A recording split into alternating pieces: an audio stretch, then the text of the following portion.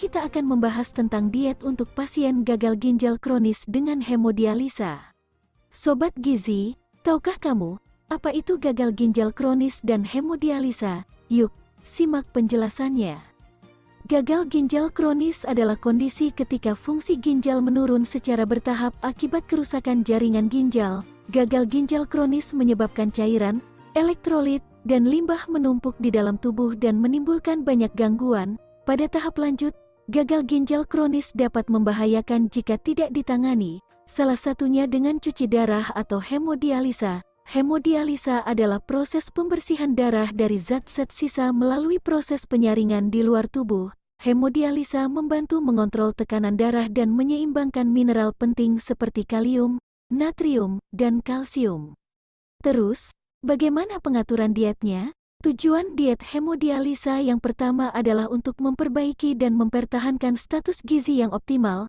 Kedua, menjaga keseimbangan cairan dan elektrolit. Ketiga, mencegah akumulasi atau penimbunan produk sisa metabolisme. Keempat, mengurangi gangguan metabolisme akibat gagal ginjal kronis.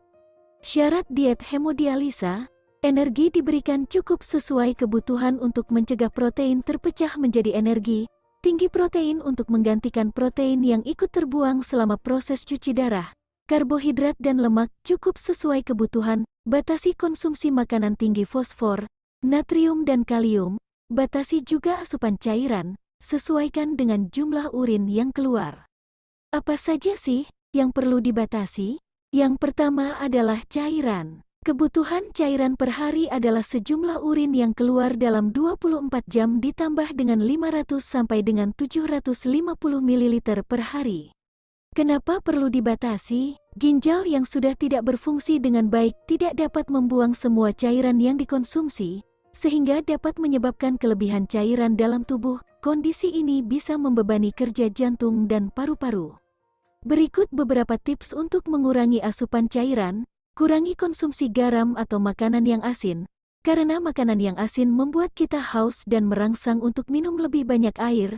Pantau jumlah cairan yang dikonsumsi menggunakan botol atau tempat minum khusus. Mengurangi rasa haus dengan makan permen bebas gula. Makanan dibuat dalam bentuk tidak berkuah.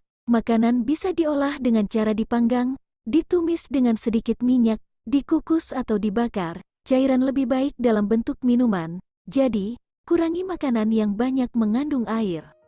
Yang harus dibatasi berikutnya adalah fosfor. Kebutuhan fosfor 800 sampai 1000 mg per hari. Kenapa perlu dibatasi? Fosfor dapat menumpuk di darah ketika ginjal tidak berfungsi dengan baik. Tingginya kadar fosfor dapat menyebabkan kulit gatal, kerusakan tulang, dan pengerasan pembuluh darah. Jadi, batasi konsumsi makanan yang mengandung fosfor dalam jumlah tinggi seperti jeroan, makanan laut, susu dan produk olahannya, kacang-kacangan, gandum utuh, kentang, brokoli dan soda. Yang harus dibatasi berikutnya adalah kalium. Kebutuhan kalium 8-17 mg per kilogram berat badan per hari. Makan terlalu banyak kalium ketika ginjal sedang sakit dapat membuat otot menjadi lemah dan memengaruhi detak jantung, bahkan mungkin menyebabkan serangan jantung. Jadi, batasi konsumsi makanan yang mengandung tinggi kalium seperti pisang, alpukat, belimbing, durian, nangka, melon, mangga, tomat, bayam, daun singkong, daun pepaya, ubi, kentang, sereal, seafood, kacang-kacangan, kopi, coklat dan tepung susu. Ada tips nih untuk mengurangi kadar kalium dalam bahan makanan. Pertama, cuci sayuran atau umbi atau buah yang sudah dikupas dan dipotong-potong, kemudian rendam dalam air hangat minimal 2 jam. Jumlah airnya 10 kali bahan makanan. Setelah itu, air dibuang dan bahan dicuci pada air mengalir, kemudian dimasak. Yang harus dibatasi selanjutnya adalah natrium. Kebutuhan natrium 5-6 gram per hari. Terlalu banyak garam dalam tubuh dapat menyebabkan sejumlah masalah seperti pembengkakan, tekanan darah tinggi, sesak nafas, dan penumpukan cairan di sekitar jantung dan paru-paru.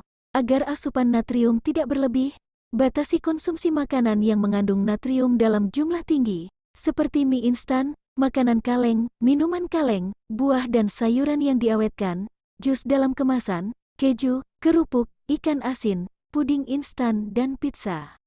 Tidak semua makanan dibatasi kok. Berikut adalah bahan makanan yang dianjurkan.